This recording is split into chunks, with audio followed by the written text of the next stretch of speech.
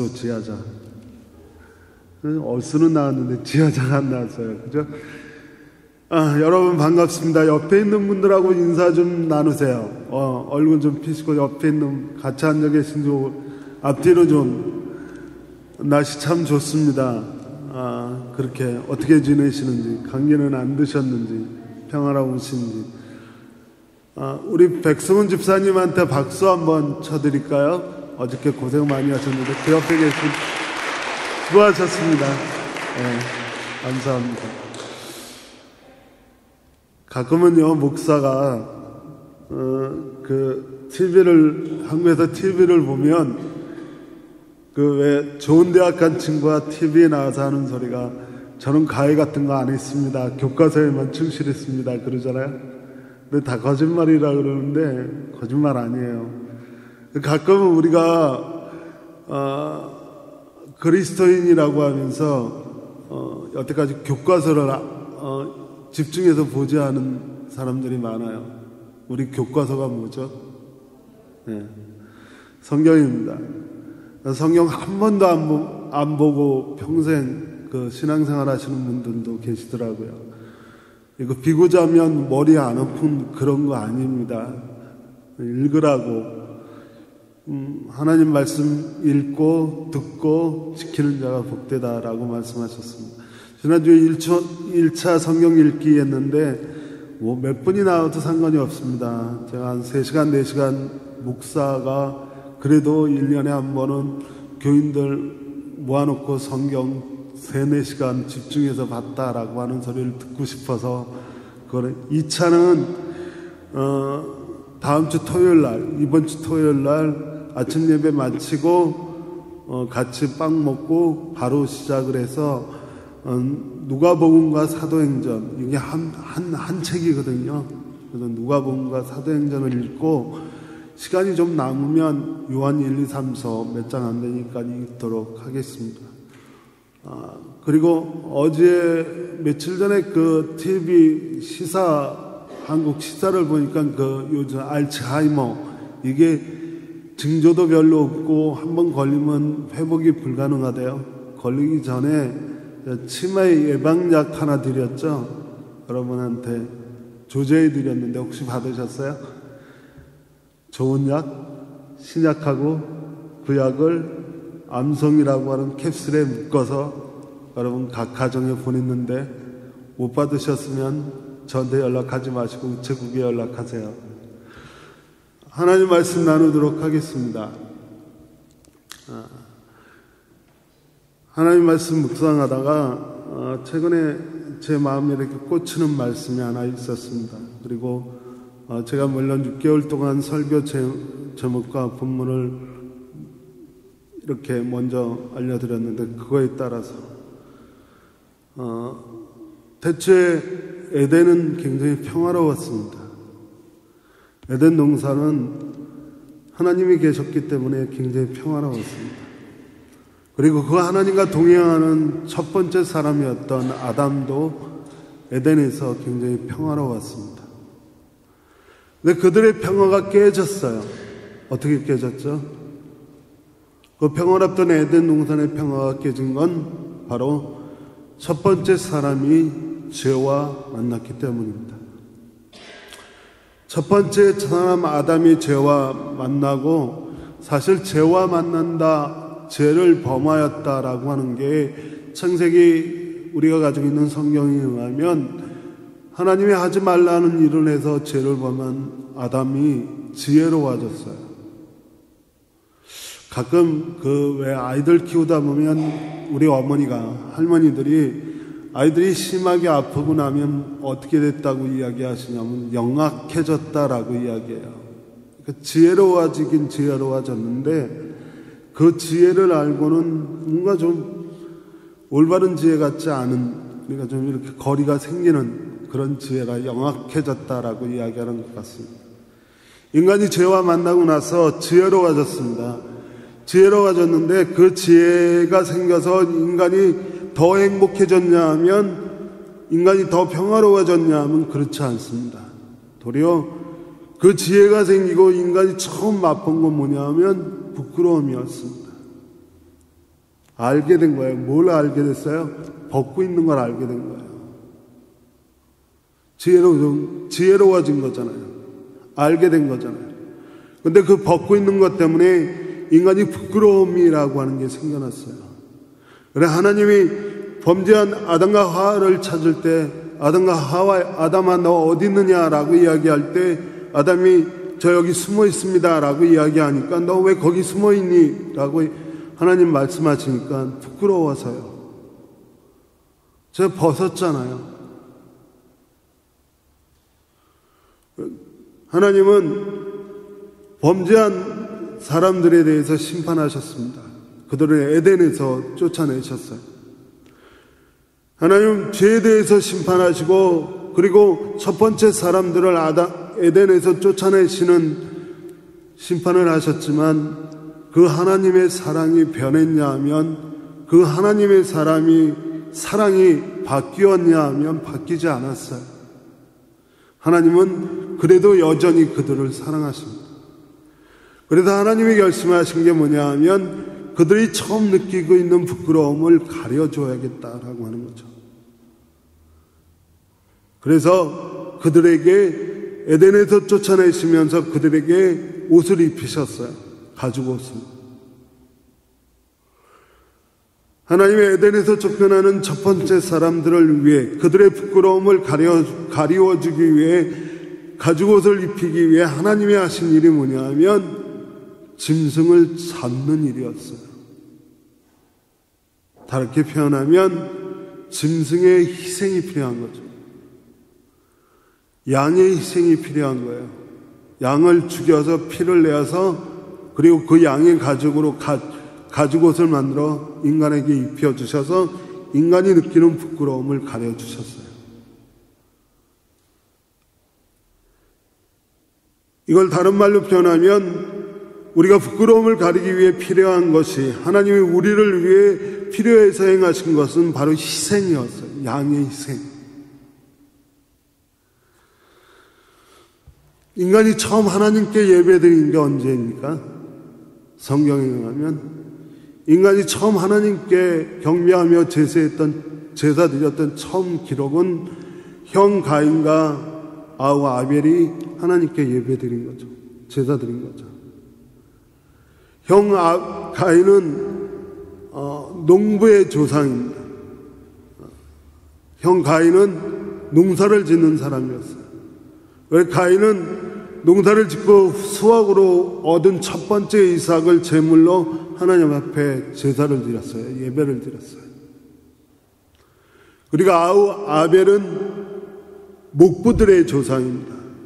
아벨은 가축을 키는 사람이었어요. 그래 아벨도 하나님 앞에 제사를 드렸는데 무엇으로 제물 삼아서 하나님 앞에 예배를 드렸냐면 어린 양 중에 가장 이쁜 놈 하나 골라서 그 양을 잡아서 하나님 앞에 예배 드렸습니다. 사도 바울은 그 문제에 대해서 하나님의 마음이 어떻게 가인보다 아벨에 가 있는지 정확히 하나님의 마음을 알 수는 없지만 추정할 수 있는 문제는 우리가 하나님 앞에 예배드리고 그 예배가 하나님이 기뻐 받으시기 위해서는 양의 희생이 있듯이 우리의 희생이 있어야 된다.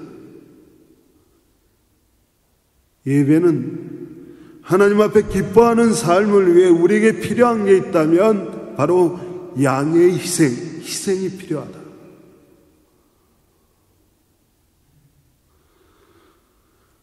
이스라엘 백성은 아브라함, 이삭, 야곱, 요셉으로 이어 내려가면서 결국 야곱과 야곱의 12아들 그 가정이 가나안 땅에 흉년이 들어서 애굽, 지금의 이집트의 고센 땅에 정착하는 것으로 그 창세기의 마감이 다가옵니다.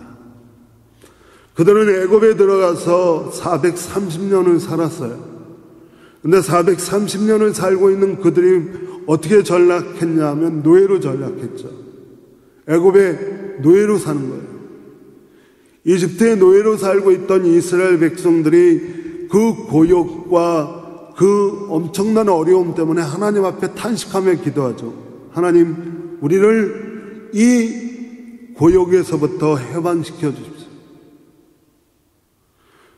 그들은 언제부터인지 모르지만 430년을 이집트 애굽 땅에서 살면서 노예로 전락해 버렸기 때문에 그들이 겪고 있는 어려움 때문에 하나님 앞에 탄식하며 드린 그 기도를 아브라함의 하나님, 이삭의 하나님, 야곱의 하나님, 요셉의 하나님께 드렸던 그 기도를 하나님이 들으셨다라고 되어 있습니다.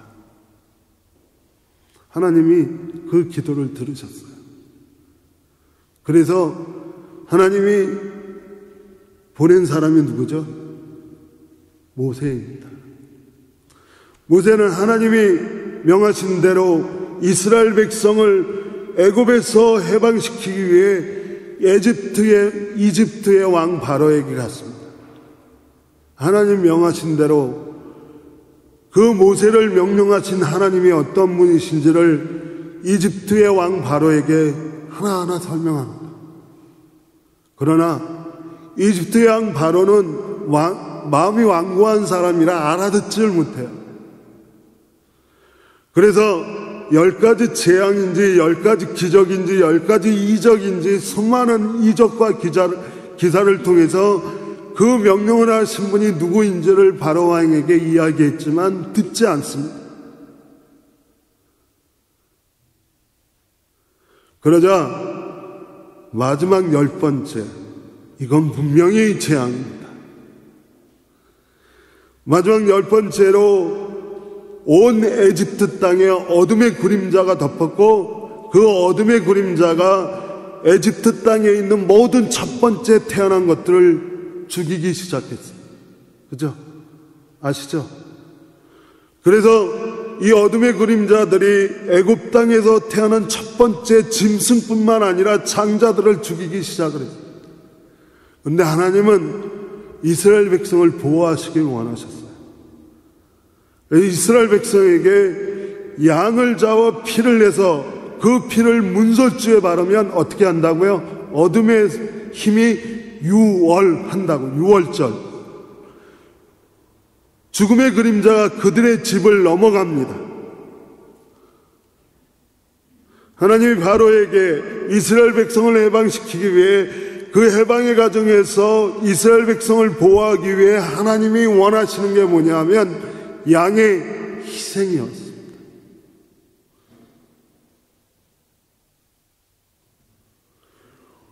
우리의 부끄러움을 가리기 위해 필요한 것이 희생이었고, 우리가 하나님의 기쁨이 되기 위해 필요한 것이 희생이었고, 우리가 하나님의 보호하심을 받기 위해 필요한 것이 희생이었습니다. 이스라엘 백성이 이제 이스라엘에 정착하고 가나안 땅에 정착하고 가나안 땅에서 성전을 짓고 성전 제사가 정착된 다음에 이스라엘은 7월 10일쯤 우리 달력으로 7월 10일이 되면 대속죄일을 지켰습니다. 대속죄일은 여러 가지 있었지만 특별히 기억나는 건, 특별히 우리가 알아야 될 건 대속죄일이 되면 양 중에 가장 어린 놈 하나를 끌어다가 그 목에 목걸이를 걸어줍니다. 그 목걸이에는 작은 상자가 꽤 많이 달려있는데 그 상자 안에는 이스라엘 사람들이 조그맣게 적은 자기의 죄들을 적어서 상자 안에 놓습니다. 그리고 그 양을 광야로 쫓아버려요. 광야로 쫓겨난 이스라엘의 죄를 적은 목걸이를 달고 광야로 쫓겨난 이 양의 이름이 아사셀의 양이에요. 아사셀 양. 이 양은 광야로 쫓겨난 다음에 아무에게도 돌봄을 받지 못한 채 낮에는 그 강한 햇볕에서 물 한 모금 먹지 못하고 헉헉대다가 밤이 되면 사막은 그 추위에 바들바들 떨다가 결국 이리 왔다 저리 갔다 결국 이름 모를 골짜기에 가서 죽음을 맞이합니다. 이게 아사셀 양의 운명이에요. 다시 말해서 그들의 속죄함을 받기 위해 뜻이 있는 거죠. 하나님이 그 일을 행하도록 허락하신 이유는 죄 사함을 받기 위해 우리에게 필요한 것이 있다면 뭐요? 희생이요.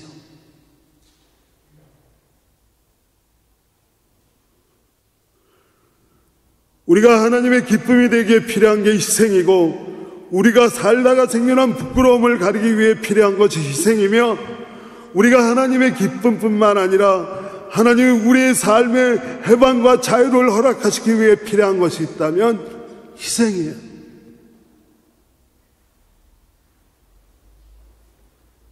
오늘 본문은 우리가 지난 몇 주 전에 이야기했던 광야에 외치는 소리였던 세례 요한이 세례를 주고 있는 현장에 처음 세상에 소개되어지는 예수께서 세례 요한에게 세례를 받으러 나오십니다. 예수님은 세례 요한을 평가하시되 여자가 낳은 자 중에 이보다 큰 자가 없다라고 평가를 받는 이유는 그가 세상의 구원자이신 예수 그리스도를 세상에 소개하는 그것을 맡은 자이기 때문입니다. 어제 한인의 무임 갔더니 저를 소개하시더라고요. 저를 장황하게 제 학력부터 시작해서 다 소개하는 게 아니라 딱 필요한 말 한마디, 복음교회 담임 목사님, 이게 저를 딱 표현할 수 있는 가장 함축된 단어잖아요.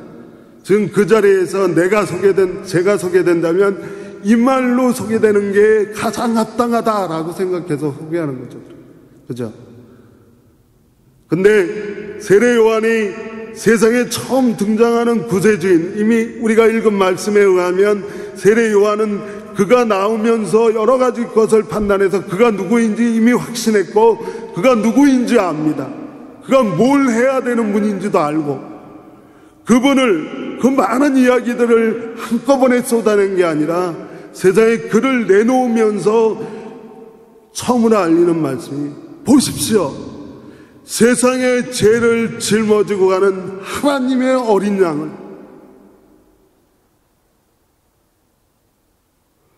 메시아 이 말이 아니라 우리를 치유해 줄 사람 이 말이 아니라 우리를 어떻게 해줄 사람, 먹여줄 사람 이 말이 아니라, 보십시오, 세상의 죄를 짊어지고 갈 하나님의 어린 양을 보십시오라고 이야기합니다.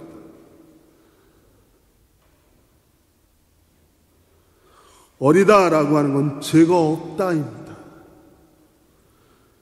죄가 없으신 분이 죄를 짊어지기 가기 위해 아사셀의 어린 양처럼, 유월절에 문설주에 발라주기 위해 죽은 어린 양처럼, 아벨이 기뻐하시는 제사를 드리기 위해 드렸던 어린 양처럼, 하나님이 아담의 부끄러움을 가려주기 위해 가죽을 얻기 위해 죽었던 어린 양처럼 우리 죄를 위해 희생하러 오시는 예수 그리스도를 세례 요한이 소개하고 있습니다. 두 가지만 말씀을 드리겠습니다. 한 가지는 얼마나 큰 사랑입니까? 하나님, 우리의 세상을 살다가 생겨난 부끄러움을 가려주시겠다고 하는 그 사랑, 결코 포기하시지 않고 에덴에도 쫓아내시면서까지도 사랑하는 그 사랑, 우리가 어떤 모습으로 하나님 앞에 예배드리든지 우리의 예배가 기뻐 받아주시기를 위해 가진 애를 다 쓰시는 그 큰 사랑, 우리가 고역과 어려움과 고통과 힘듦에 있을 때 우리보다 앞서셔서 우리의 기도를 들으셔서 그것으로부터 우리를 해방하고 자유케 하시기 위한 그 큰 사랑, 그 큰 사랑이 무엇으로 완성되냐 하면 희생으로 완성됩니다. 바꾸어 말하면 두 번째로 큰 사랑은 희생으로 완성되고, 두 번째로 말씀을 드리면 그 희생은 오늘 우리에게 요구되어집니다. 여러분의 신앙이 참된 신앙이 되기 위해 필요한 것이, 사랑이 완성되기 위해 희생이 필요하듯이 우리의 믿음이 성숙하고 완성되기 위해 필요한 것은 우리의 믿음의 희생입니다. 우리가 성도다운 성도가 되고 싶으십니까? 우리에게 필요한 것은 희생입니다. 우리 교회가 교회다운 교회가 되고 싶으십니까? 우리 교회가 교회다운 교회를 위해 당신의 희생이 필요합니다.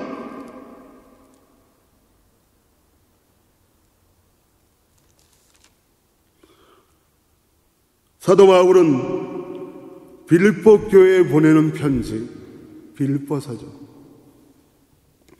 빌립보 교회는 사도 바울이 아시아에서 전도하다가 우리가 살고 있는 유럽에 처음 들어가서 개척한 교회가 빌립보 교회입니다. 유럽에 처음 생긴 교회.